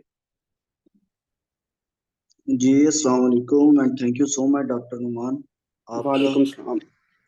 अच्छा यार, सबसे पहले जो मोस्ट ऑफ दी बातें थी ना मेरे कोलीग्स भाई सब ने आपको बता दी हैं। इसमें कुछ चीजें जो मैं ऐड करना चाहूंगा वो ये है कि जो मोस्ट ऑफ द बच्चे होते हैं ना वो छोड़ते हैं जो गायनी और पीड्स है ना इनको लाइट लेते हैं।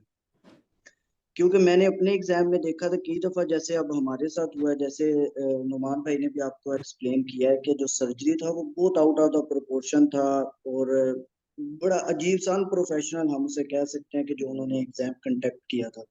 लेकिन जिस बच्चे ने गायनियोब्स और पीड्स अच्छे से की थी उनको ये बेनिफिट हो रहा था कि वो इजीली एमसीक्यू पिक कर रहे थे और उसको कॉन्फिडेंट आता है जब आप ऐसे एमसीक्यू कर रहे होते हैं ना कि जो आपने अच्छे से प्रिपेयर किया हो, फिर आपको आगे आहिस्ता आहिस्ता कॉन्फिडेंट आने लग जाता है, फिर जो थोड़ा आपको मुश्किल भी लगे वो भी आप इजीली सॉल्व करने लग जाते हैं। तो सबसे पहली बात, आपने गायनियोब्स और पीड जो है ना इनको बहुत अच्छा प्रिपेयर करना है। और दूसरा, जैसा कि डॉक्टर नुमान ने आपको आगे भी एक्सप्लेन किया है कि मेडिसिन नहीं आपने छोड़नी, क्योंकि मेडिसिन में से जो आपके जैसे initial treatment investigation of choice ये सब कुछ आपको मेडिसिन ही करवाएगा। और दूसरा थोड़ा सा अगर जर्नी का एक्सप्लेन करें तो आज भी मुझे याद है कि हम हॉस्टल में बैठ के बुक्स हमारे पास होती थी जनाब, गाइटन हमने पकड़ी हुई हैं और अनाटमी के बुक्स पकड़ी हुई हैं। इन सब का कोई फायदा नहीं है। जो हमारे जो स्टार्ट करना था हमें बिल्कुल समझ नहीं थी। सबसे पहले हमें जो गाइड किया वो नुमान, डॉक्टर नुमान ने अपना पायोनियर मेडिकोस किया। और पहले दिन मुझे आज भी याद है, 14 जून या 17 जून, आज से 2 साल पहले, 2 साल पहले हमने तकरीबन जो है वो स्टार्ट किया था। और उसी जर्नी के साथ पहले दिन से लेके एंड तक हम इनके साथ जुड़े रहे हैं, मिल के हमने स्टडी किया और ये बच्चों को बहुत अच्छा गाइड कर रहे हैं। आप बस ये है कि जो ये पढ़ाएं उसको अच्छे से पढ़ें और बार बार रिवाइज करें। तो इंशाल्लाह इंशाल्लाह ये कोई एग्जाम कोई इतना बड़ा कोई मिथ नहीं है या फिर इतना बड़ा ये नहीं है कि कोई पहाड़ है। जस्ट आपको फोकस होके स्टडी करना पड़ेगा और कोशिश करें कि start of the till first day से आप स्टार्ट करें एंड तक जाएं। और ये आप आगे बच्चों के पास क्या होता था कि कोई प्लेटफॉर्म नहीं होता था कि उन्होंने कहाँ से पढ़ना है कैसे करना है। आपके पास तो ब्लेसिंग है यार कि आपको एक बहुत अच्छा पायोनियर मेडिकोस जो है वो एक प्लेटफॉर्म मिला हुआ है। इसको बस यही एडवाइस है कि इनके साथ रहें, इनको फॉलो करें। और आप मेरे ख्याल से अगर ये साथ साथ करते रहें तो कोई भी ऐसा एग्जाम नहीं है जो आप निकाल ना सकें। तो बेस्ट विशेस आप सबके लिए। और again thank you pioneer medicos का और आप सबका भी आपके टाइम का। चले तलहा, बहुत बहुत शुक्रिया आपका, अल्लाह ताला आपको आगे भी बहुत ज्यादा कामयाबियां दे। अब क्योंकि हमारा टाइम भी काफी हो गया, मैं लंबा नहीं इसको करना चाह रहा, तो अब जितने भी हमारे स्टूडेंट्स बैठे हैं, अगर आपका कोई भी सवाल है या आप कुछ पूछना चाहते हैं तो आप लाजमी पूछें ताकि हम इसको जल्दी से जल्दी क्लोज करें। और इसको हम इंशाल्लाह यूट्यूब के ऊपर भी अपलोड करेंगे, ताकि अगर आपको इसमें कोई दोबारा भी चीज सुननी पड़ती है तो आप उसको सुन सकें। तो आप मुझे बताएं कि आपका सवाल क्या है। सबसे पहले कोई डॉक्टर मलिक नाम से हैं, वो कह रहे हैं कि मेडिसिन के लिए फर्स्ट एड के अलावा और कौन सी बुक यूज करनी चाहिए। देखिए, जो मेडिसिन है वो फर्स्ट एड पे नहीं लिखी हुई। जो फर्स्ट एड स्टेप 1 है वो बेसिक्स की बुक है। मेडिसिन के लिए जो स्टेप 2 सीके है, it is more than enough. Step 2 CK के अलावा आपने और कुछ भी नहीं करना। कुछ स्टूडेंट्स कहते हैं कि हम स्टेप अप टू मेडिसिन करेंगे, ये करेंगे, वो आप जब एनआरई पास कर लेंगे उसके बाद आप लाजमी करें। बट एनआरई के लिए आपने स्टेप 2 सीके ही करनी है, इसके अलावा कुछ भी नहीं करना। उसके अलावा डॉक्टर सजाद कह रहे हैं कि आपने रिवाइज कैसे करना है। ये बड़ा अच्छा सवाल है। देखिए, इसको मैं 1 मिनट में बता देता हूँ।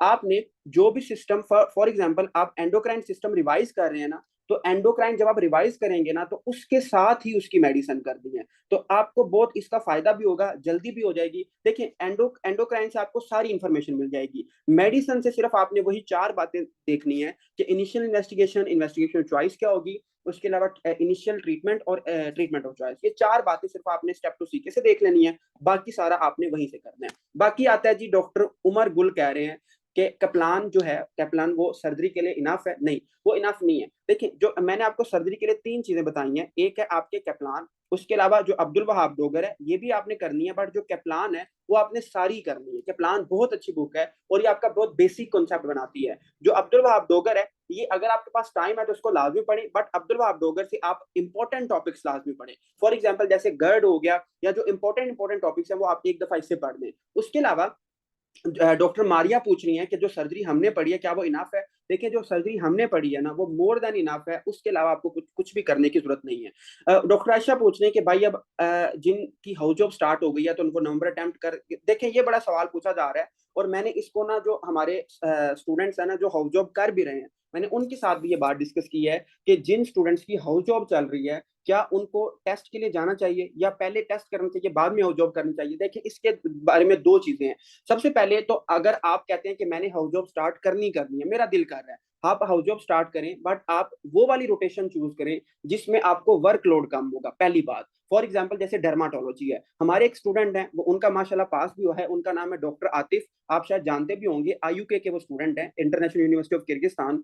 तो उनका पास हुआ है और उन्होंने हाउस जॉब भी किया साथ, और उन्होंने पास भी किया है। तो अगर वो कर सकते हैं तो आप लोग क्यों नहीं कर सकते। ठीक है, तो आप हाउस जॉब के दौरान भी पढ़ सकते हैं, बट बेटर ये है कि आप रोटेशन वो वाली चूज करें जिसमें वर्कलोड कम हो। ठीक है, उसके बाद आता है जी हमारे पास सर हाउ टू नो कौन कौन से टॉपिक्स इंपॉर्टेंट हैं। देखिए, जो टॉपिक्स इंपॉर्टेंट है ना, आपको पीएमडीसी एक सिलेबस देती है, प्लीज आप उस सिलेबस को लाजमी पढ़ा करें। स्टूडेंट्स उसको पढ़ते नहीं है, तो उस सिलेबस से आपको पता चलेगा कि कौन से टॉपिक इंपॉर्टेंट है, कौन से मैंने करने, कौन से नहीं करने।